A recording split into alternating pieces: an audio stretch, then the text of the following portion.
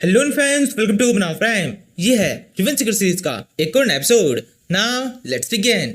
Episode शेट में दिखते हैं मिंग और जियांगसू घूमने के लिए निकले हैं। इस पूरे टूर के एंड के अंदर इनकी मुलाकात कुछ गुंडों से होती है जो कि इनसे बोट के अंदर घूमने के कुछ चार्जेस मांगने लगते हैं और इसके साथ में उस जगह पर कुछ फिशरमैन होते हैं, उनके ऊपर अटैक कर देते हैं। ये चीज मिंग को पसंद नहीं आती और मिंग इन्हें पीट कर यहाँ से भगा देता है। लेकिन इससे भी मिंग का मन भरता नहीं है। वो सोचने लगता है इनको पीटना काफी नहीं है, इनके पीछे जिस सेट का हाथ है उस सेट को सबक सिखाना होगा। क्योंकि अगर इन लोगों को अगर ऐसे ही छोड़ दिया तो दोबारा से यहाँ पर जितने फिशरमैन हैं उन्हें परेशान करने के लिए आ जाएंगे।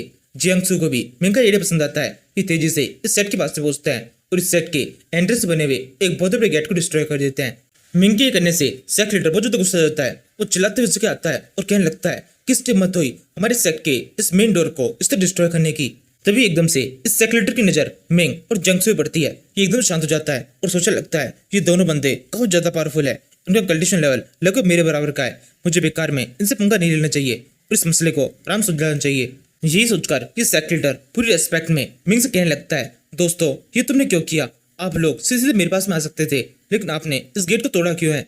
मिंग कहता है इस सब के अंदर कभी भी हमारी गलती नहीं है, ये सब कुछ तुम्हारे लोगों ने शुरू किया था। हम उस नदी के अंदर आराम से खेल रहे थे, उसी टाइम पर तुम्हारे कुछ लोगों ने हम पर अटैक कर दिया और हमसे टैक्स मांगने की कोशिश की। तुम्हारे इन लोगों का इस तरह का बिहेवियर मुझे बिल्कुल पसंद नहीं आया है, इस वजह से मैं इस जगह पर आया हूँ तुम्हारे इन लोगों को और तुम्हारे पूरे सेट को सबक सिखाने के लिए। सेक्रेटरी बोलता है लेकिन ये तो कोई सिद्धि का नहीं हुआ, तुम सीधे मेरे पास में आ सकते थे, मैं खुद तुमसे माफी मांगता, बल्कि मेरा पूरा सेट तुमसे माफी मांग सकता था, लेकिन तुमने हमारे गेट को तोड़ दिया, ये तो कुछ ज्यादा ही हो गया।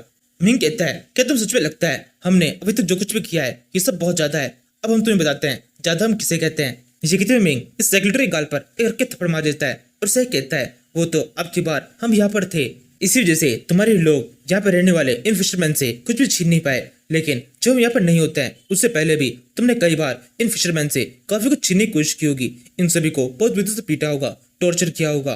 तुम जानते भी हो एक कॉमन पर्सन के लिए वुजू कॉइन की कीमत कितनी ज्यादा होती है। तुम ऐसे किसी के पास जाकर एक वुजू कॉइन उनसे नहीं मांग सकते। उन फिशरमैन से इतना बड़ा अमाउंट मांगने से पहले तुम्हें सोचना चाहिए कहीं ये कुछ ज्यादा तो नहीं हो रहा।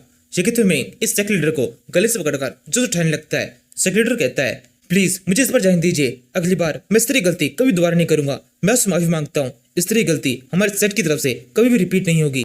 पावर के नशे में मैं पूरी तरह अंधा चुका था, मुझे दिखाई नहीं दे रहा था कि हम दूसरे लोगों को कितना ज्यादा परेशान कर रहे हैं। मिंग कहता है लेकिन अब पता चलने में काफी देर हो चुकी है, तुम्हें इस सब की एक बहुत बड़ी सजा मिलने वाली है। मैं तुम्हें एक चित्र छोड़ सकता हूँ, तुम्हें अपने इस सेट को बंद करना होगा क्योंकि अब मुझे तुम्हारे ऊपर बिल्कुल भरोसा नहीं है। मैं यहाँ पर बिल्कुल भी रिस्क नहीं लूंगा, मैं नहीं चाहता मेरे जाने के बाद में तुम कभी भी यहाँ पर रहने वाले लोगों को दोबारा से परेशान करो। सेक्रेटरी बोलता है ऐसा कैसे हो सकता है, हम अपने सेट को बंद नहीं कर सकते। सेट को बंद करना दूर की बात है, बल्कि हम इन गाँव वालों से पैसे लेना ही बंद नहीं कर सकते। हमें इनसे हर तरीके से टैक्स तो निकलवाना ही होगा क्योंकि इस टैक्स का एक बहुत बड़ा हिस्सा एक बहुत बड़ी फैमिली के पास में जाता है जो कि हमें हर हाल में देना ही होता है। इसके अलावा हमारे सेट के भी काफी सारे खर्चे हैं, हमारे काफी सारे डेसिबल्स हैं, उन सभी का खर्चा भी इस तरफ से निकलता है। जियांगसू कहने लगती है अच्छा तो ऐसी बात है, तुम्हारा सेट कोई सेट नहीं है, ये केवल एक फैमिली का गुलाम है। तुम एक फैमिली की सारी बातों को मानते हो, ये फैमिली है कौन? क्या ये कोई बहुत ताकतवर फैमिली है? सेक्रेटरी बोलता है ताकतवर तो है लेकिन बहुत ज्यादा ताकतवर नहीं है, इनकी पावर लगातार बढ़ती जा रही है। अब तक इनकी पावर ज्यादा बढ़ चुकी है कि यहाँ के एरिया के अंदर इनकी पावर सबसे ज्यादा है, कोई भी इनके खिलाफ कुछ भी बोल नहीं सकता है। ये फैमिली लिग्यू किंगडम के अंदर रहती है, वहाँ पर हमें हर साल काफी सारा टैक्स भेजना पड़ता है। ये सेक्रेटरी कह रहा होता है इस टाइम पर इस जगह पर एक फ्लैंक शिप पहुंच जाती है। इसे देखकर ये सेक्रेटरी खुश होता हुआ मेरे को धमकी देते हुए कहने लगता है तुम्हारे लिए अच्छा होगा तुम लोग जल्दी यहाँ से निकल लो। मैंने कहा था ना जू फैमिली अपने एक बंदे को हर साल यहाँ भेजती है, तो उन्होंने यहाँ पर किसी को भेज दिया है। ये जरूर से जू फैमिली का बेटा होगा, अगर उसने तुम लोगों को यहाँ पर देख लिया तो बहुत नाराज होगा। मुझे नहीं लगता तुम्हारी इतनी पावर है किसी ताकतवर फैमिली से किसी तरह से पंगा ले सको। सेक्रेटरी की बात जियांगसू को भी सही लगती है, वो धीरे से मिंग से कहने लगती है मिंग ये बंदा सही कह रहा है, हमें बेकार में किसी फैमिली से फटकने की जरूरत नहीं है, ये फैमिली बहुत ताकतवर है। हम तो वैसे भी यहाँ पर केवल घूमने के लिए आए थे, इसलिए बेकार के इस झमेले से पढ़ने से अच्छा होगा हम अपने काम पे ध्यान दें। मिंग कहता है मुझे तो पता ही था तुम इसी तरह का जवाब दोगी क्योंकि तुम प्रिंसेस सजाकू हो, तुम नहीं चाहोगी कोई भी गोल्डन फैमिली तुमसे नाराज हो और तुम्हें बाद में किसी को जवाब देना पड़े। तुम डरती हो कि कोई तुमसे किसी तरह का सवाल पूछ सकता है कि क्यों तुमने बेकार में इस गोल्डन फैमिली से लड़ाई मोल ले ली। मिंग की ये बात सुनकर जियांगसू बहुत गुस्सा होता है, वो कहने लगती है तो हिम्मत कैसे हुई मुझसे इस तरह से बात करने की? मैं सजाकू डायनेस्टी की प्रिंसेस हूँ, मुझे किसी भी फैमिली का कोई भी डर नहीं है। तुम्हें लगता है इस छोटी मोटी फैमिली से मैं इससे डरूंगी? आने दो इन्हें नीचे, जो कोई भी इस शिप के अंदर है उसे भी मेरी पावर का एहसास हो जाएगा। जियांगसू की ये बातें सुनकर मिंग तो बहुत खुश हो जाता है वहीं दूसरी तरफ ये साइकिल बहुत डर जाता है। ये सोचने लगता है ये क्या हो गया, मुझे तो लगा था ये डर के चले जाएंगे, लेकिन इन्हें तो मैंने और भी ज्यादा उकसा दिया। अब अगर इस शिप के अंदर से कोई भी नीचे आ गया तो यहाँ पर लड़ाई हो जाएगी। कहीं बेकार में इस लड़ाई के बीच में मैं ना फंस जाऊं। जिस साइकिल लीडर कह रहा होता है इसी टाइम पर इस शिप के अंदर से बंदे नीचे आना शुरू होते हैं। इस शिप में से 3 जने बाहर निकले हैं। इन सभी को जाओ संजी नाम का ये बंदा लीड कर रहा है। साइकिल लीडर को देखकर जाओ संजी कहने लगता है, साइकिल लीडर तुम यहाँ पर क्यों हो? क्या तुम यहाँ पर मेरा स्वागत करने के लिए आए हो?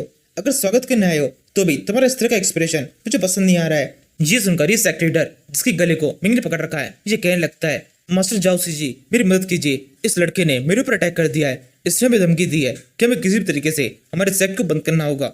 अगर हम इस सेट को बंद नहीं करते हैं तो ये मुझे मार देगा। जाओसी जी बोलता है, इस लड़के के अंदर इतनी हिम्मत है, इस लड़के को क्या पता नहीं है कि इस सेट को हमारी जाओ फैमिली सपोर्ट कर रही है। जी सुनकर मिंग फाइनली इस साइकिल का गला छोड़ देता है और फिर कहने लगता है तो उससे क्या फर्क पड़ता है, जाओ फैमिली है क्या। मिंग की ये बात सुनकर जाओ सिची का ये बॉडीगार्ड काफी गुस्सा जाता है कि जाओ सिची को मक्खन लगाने के लिए उसे कहने लगता है, आप कहें तो मैं भी इस लड़के को प्रोटेक्ट करके इसे खत्म कर दूं। इस लड़के ने हमारे क्लेम के बारे में कुछ ज्यादा ही बोल दिया है, हमारी फैमिली की इंसल्ट हमें बर्दाश्त नहीं करनी चाहिए। जाओ सिची इस चीज का कुछ जवाब नहीं देता। बॉडीगार्ड समझ जाता है कि वो उसे अटैक करने के लिए कह रहा है। ये समझ में आते ही बॉडीगार्ड आगे बढ़कर मिंग के ऊपर अटैक कर देता है और उसे कहने लगता है, बच्चे अब तुम मरोगे। तो मिंग इसे गाल पर एक थप्पड़ मार देता है। बॉडीगार्ड कहता है तुम्हारी हिम्मत। ये कहते हुए बॉडीगार्ड अपनी बात पूरी कर रहा होता है, इससे पहले ही मिंग इस गाल पर एक और थप्पड़ मार देता है। इस तरह से जब लगातार इस बॉडीगार्ड गाल के ऊपर थप्पड़ पड़ रहे होते हैं तब जेनसू इन दोनों पास पहुंच जाती है और उनसे कहने लगती है, अब तुम दोनों की बारी है, देखो मैं तुम्हारे साथ में क्या करती हूँ। चिकित्सक जियांगसू अपनी स्किल यूज करती है जिससे उस जगह पर एक फायर फैल्कन दिखाई देता है और ये तेजी से इन दोनों बंदों को अटैक कर देता है। इसके साथ ही ये दोनों बंदे यहीं पे ढेर हो जाते हैं। जियांगसू कहने लगती है, मिंग देखा तुमने, मैं एक प्रिंसेस हूँ, कमजोर नहीं। इसी टाइम पर मिंग इस बॉडीगार्ड गाल पर रख के थप्पड़ मारता रहता है और उसे कहने लगता है, देखा तुम्हारे साथियों को हमने पहले चित कर दिया है, अब अगली बार बोलने से पहले थोड़ा सोच लेना। मिंग और जियांगसू की पावर देखकर ये साइकिल लीडर वापस से डर जाता है और सोचने लगता है ये क्या हो गया, इन दोनों ने तो बड़ी सनी से इन सभी को हरा दिया। मेरे को तो उम्मीद थी अब ये पीटेंगे, बल्कि इन्होंने तो पीटा है। पता नहीं ये दोनों बंदे कहाँ से आ गए, पूरा सेक्ट बर्बाद हो जाएगा। सेक्रेटरी सोच रहा होता है। इस टाइम पर मिंग घूर के इसको देखता है और उसे कहने लगता है, अब मैं तुमसे आखिरी बार पूछ रहा हूँ, तुम्हारा क्या डिसीजन है? क्या तुम सेक्ट को बंद करोगे या फिर इसे कंटिन्यू रखना चाहते हो? जी सुनकर सेक्रेटरी से भागना शुरू कर देता है और भागते हुए कहता है, मैं अभी जाकर इस सेक्ट को बंद कर दूंगा। आज के बाद से मेरे सेट के अंदर एक भी डेसिबल नहीं होगा। मैं अभी के अभी इस गेट सेट को बंद कर रहा हूँ। इसके बाद में मिंग जो सीजी के थोड़े मजे लेने की कोशिश करता है वो उसके पास में आता है और उसे कहने लगता है, तुम जानते हो तुमने भी क्या किया है, तुमने किस पर अटैक करने की कोशिश की है। मैं एक बहुत बड़ा प्रिंस हूँ, मेरे को गुस्सा दिलाकर तुमने बहुत गलती की है। तुम जानते हो तुमने जो कुछ भी किया है तुम्हें इससे कितनी बड़ी सजा मिलेगी। जो सीजी बोलता है कि सच में तुम एक प्रिंस हो। जिस सुनकर मिंग इसके ऊपर एक धीरे से लात मार देता है और उसे कहता है, हाँ मैं हूँ। यहाँ पर जियांगसू भी मिंग के चाल को समझ जाती है। वो कहने लगती है, प्रिंस ये आपने क्या किया? आपको ऐसे किसी के सामने अपनी आइडेंटिटी रिवील नहीं करनी चाहिए। अब आपने इसे अपने बारे में बता दिया है, ये आपके बारे में सबको बता देगा। इस तरीके से आपके आइडेंटिटी के बारे में सबको पता चल जाएगा। हमें इसे शांत करना होगा। जियांगसू की बात सुनकर जाओ सीजी बहुत भीतर डर जाता है और यहीं पर इस सीरीज का एपिसोड खत्म होता है। Thank you for watching.